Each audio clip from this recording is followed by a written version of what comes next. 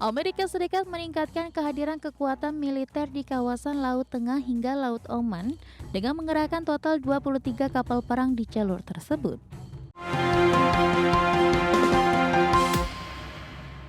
Amerika Serikat terus meningkatkan kekuatan militer di kawasan Timur Tengah menyusul ketegangan dengan Iran. Sementara itu, Presiden Amerika Serikat Donald Trump kembali mendesak Iran untuk segera mencapai kesepakatan.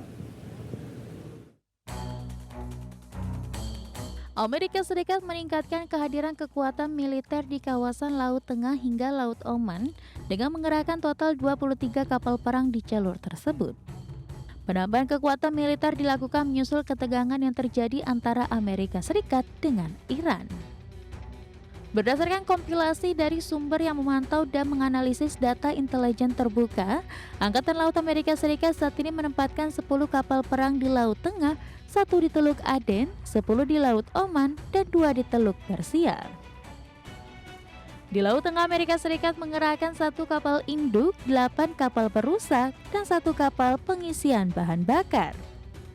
Pengerahan kekuatan ini dilakukan usai Presiden Amerika Serikat Donald Trump pada Senin lalu menyerukan kembali kepada Iran untuk berupaya mencapai kesepakatan dengan Amerika Serikat dan memperingatkan bahwa Iran akan menghadapi hari yang buruk jika tidak tercapai kesepakatan.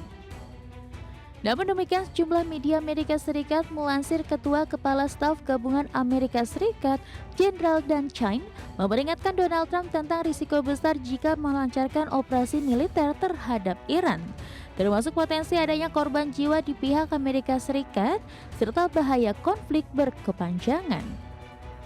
Berbagai sumber, IDX. Pemirsa, Parlemen Uni Eropa meminta kejelasan terkait kebijakan tarif Presiden Amerika Serikat Donald Trump usai dianulir oleh Mahkamah Agung pada pekan lalu. Uni Eropa pun menilai gejolak pasca keputusan Mahkamah Agung Amerika Serikat akan mengacaukan kesepakatan dagang yang telah terjalin. Parlemen Uni Eropa memperingatkan bahwa kesepakatan dagang dengan Amerika Serikat kini terancam berubah setelah Presiden Donald Trump mengumumkan tarif global baru sebesar 15% untuk semua impor pada akhir pekan lalu. Pejabat di Eropa dan London menyatakan keprihatinan atas gejolak terbaru dalam kerjasama perdagangan global. Parlemen Uni Eropa juga mengatakan kebijakan tarif baru Trump dapat mengacaukan kesepakatan dagang yang ditandatangani pada tahun lalu.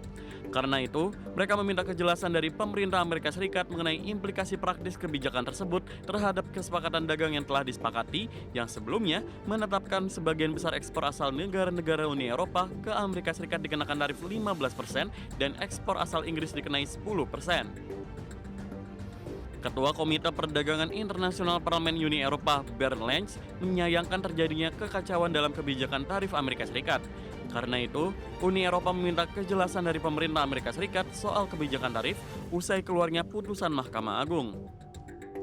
Sebelumnya, pada 20 Februari lalu, Mahkamah Agung Amerika Serikat menganulir kebijakan penerapan tarif masuk Presiden Donald Trump. Namun pasca keluarnya keputusan tersebut, Trump justru mengumumkan tarif sementara sebesar 10% dan kemudian dinaikkan menjadi 15%. Berbagai sumber, IDX Channel. Pemirsa, usai sukses menandatangani kesepakatan Agreement on Reciprocal Trade dengan Amerika Serikat, Indonesia langsung menandatangani kesepakatan kerjasama strategis sektor transformasi ekonomi berbasis inovasi dan teknologi. Melalui Badan Pengelola Investasi dan Antara, kemitraan serius terjalin bersama ARM Limited, perusahaan yang menguasai pasar semikonduktor di London, Inggris. Presiden Prabowo Subianto secara resmi langsung menyaksikan kesepakatan kemitraan strategis antara Badan Pengelola Investasi dan Antara dengan ARM Limited, salah satu perusahaan yang menguasai pasar semikonduktor di London, Inggris. Di mana ARM diketahui menguasai sekitar 96% teknologi chip untuk sektor otomotif global serta hampir 94% desain chip untuk pusat data dan kecerdasan buatan atau artificial intelligence.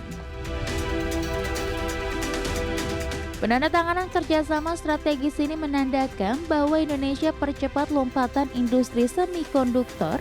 Menteri Koordinator Bidang Perekonomian Airlangga Hartarto menegaskan penandatanganan kemitraan strategis tersebut sebagai bentuk perhatian besar pemerintah terhadap prospek kemajuan teknologi dan transformasi ekonomi Indonesia berbasis inovasi.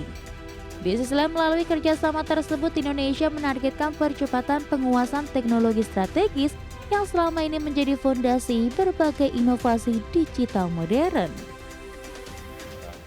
Nah, ini merupakan kerjasama Indonesia agar Indonesia bisa menguasai teknologi semikonduktor. Dan ARMS ini adalah salah satu perusahaan yang menguasai pasar semikonduktor, terutama untuk dari segi desain. Jadi ini yang paling hulu daripada industri semikonduktor itu sendiri. Dengan kerjasama ini diharapkan Indonesia bisa melakukan pelatihan terhadap 15.000 engineers kita di dalam ekosistem ARM agar mereka bisa menguasai teknologi chip design. Dan rencana kerjasamanya dilanjutkan kepada generasi selanjutnya dari semikonduktor atau chip. Menko Erlangga menambahkan bahwa kerjasama ini merupakan upaya untuk memperkuat penguasaan teknologi nasional secara mandiri, melengkapi agenda besar pemerintah dalam membangun ketahanan pangan dan ketahanan energi nasional. Pemirsa, jajaran Tim Pengendalian Inflasi Daerah atau TPID diminta untuk segera turun langsung menjaga stabilitas sejumlah harga bahan pokok di pasar. Kemendagri meminta pemerintah daerah khususnya TPID bersikap tegas terhadap distributor yang menaikkan harga di atas HET. Kementerian Dalam Negeri meminta jajaran Tim Pengendalian Inflasi Daerah untuk segera turun langsung menjaga stabilitas harga bahan pokok di pasar. Mengingat pada pekan pertama Ramadan, harga sejumlah bahan pokok mulai merangkak naik seperti cabai rawit, daging ayam ras, cabai merah, bawang putih, dan daging sapi. Sekretaris Jenderal Kementerian Dalam Negeri Tomsi Thohir mengatakan berdasarkan pantauan di tingkat petani dan peternak, stok dan harga komoditas tersebut relatif terkendali. Namun di tingkat distributor terjadi lonjakan harga yang melebihi harga eceran tertinggi. Tomsi Thohir meminta jajaran pemerintah daerah khususnya TPID bersikap tegas terhadap distributor yang menaikkan harga di atas HET. Kalau naik sendirian, tetangga kiri kanan depan belakangnya enggak naik, ini patut dicurigai. Ada dua hal. Yang pertama bahwa teman-teman dinas dan TPID di kota atau kabupaten tersebut tidak turun, tidak aktif.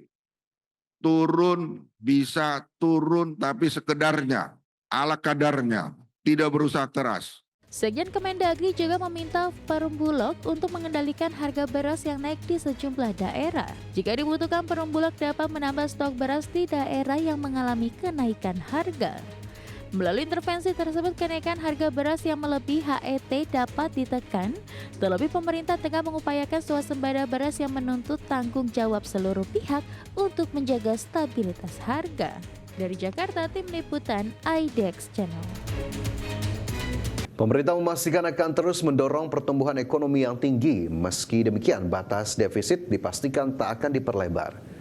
Direktur Jenderal Strategi Ekonomi dan Fiskal Kementerian Keuangan Febrio Kacaribu mengungkapkan untuk mencapai target pertumbuhan ekonomi hingga 6% pada 2026, batas defisit tak akan diganggu. Selain itu, untuk mencapai target tersebut juga diperlukan iklim usaha yang baik. Febrio menilai hal tersebut sudah diimplementasi lewat keberadaan Satuan Tugas Percepatan Program Strategis Pemerintah atau P2SP melalui sidang debottlenecking. Kita bisa pertumbuhan tinggi dengan defisit tetap paling rendah.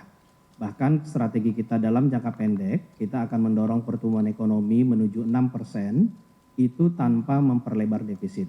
Khususnya kita akan melakukan seperti yang sering disampaikan oleh Pak Menteri, mesin-mesin pertumbuhannya semuanya harus dinyalakan. Fiskal, akselerasi belanja tanpa menambah defisit. Sektor keuangan juga kita pastikan likuiditas terjaga, berkoordinasi dengan Bank Indonesia, dan mereka bisa menyalurkan kredit dengan demand dari pelaku usaha yang semakin meningkat.